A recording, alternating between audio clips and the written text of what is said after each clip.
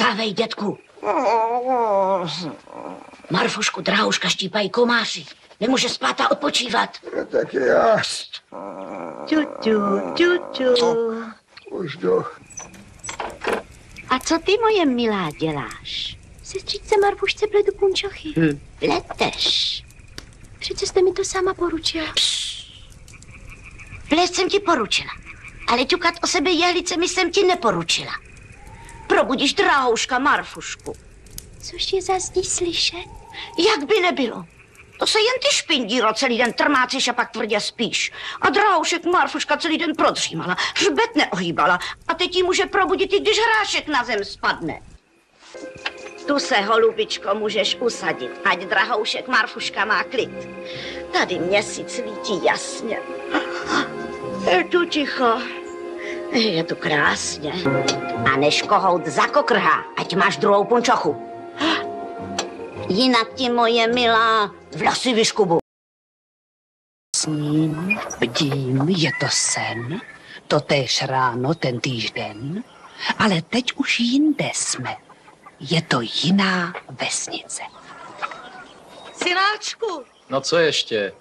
buď opatrný Dobrá, a nezapomeň na mě.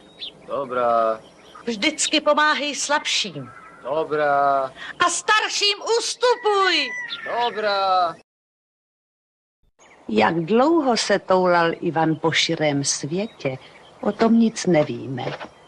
Zašel až do dalekých, neznámých krajin. Ivánku. Co je? Kdo si to tu se mnou hraje na schovávanou? Já. Ty? Ano, já. A nejsi ty, dědečku, čaroděj? Tak trošičku čaruju.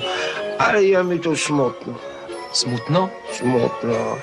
Pojď, zahrajem si spolu na honěnou, chceš? S tebou? Nahoněnou? No, pojď. Co myslíš? Vždyť tě hned chytnu. Chytneš? Chytnu. No tak dobře, když mě chytneš, daruju ti pevný luk a hbité střely. Platí? Platí.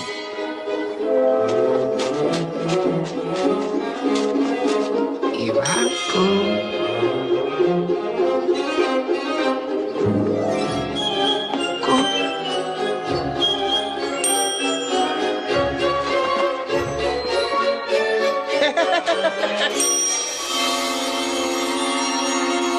Nechytil.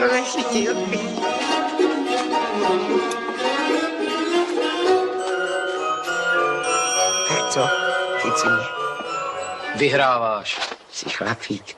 Za to, že jsi přiznal svou porážku, dám ti to, co jsem ti slíbil. No, ty jsi čaroděj. Ivane, Co je? vrať se. A proč? Na to hlavní si zapomněl. No, nač jsem ještě zapomněl. Zapomněl se starému člověku poděkovat a k zemi se mu uklonit. Nerad se klaním hned, to potom bolí hřbet. Ivane.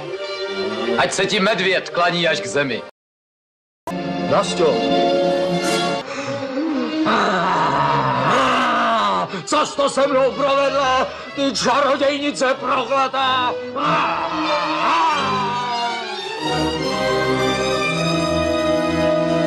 Kdybys nebyl hlupák jen, nestal by se s medvědem.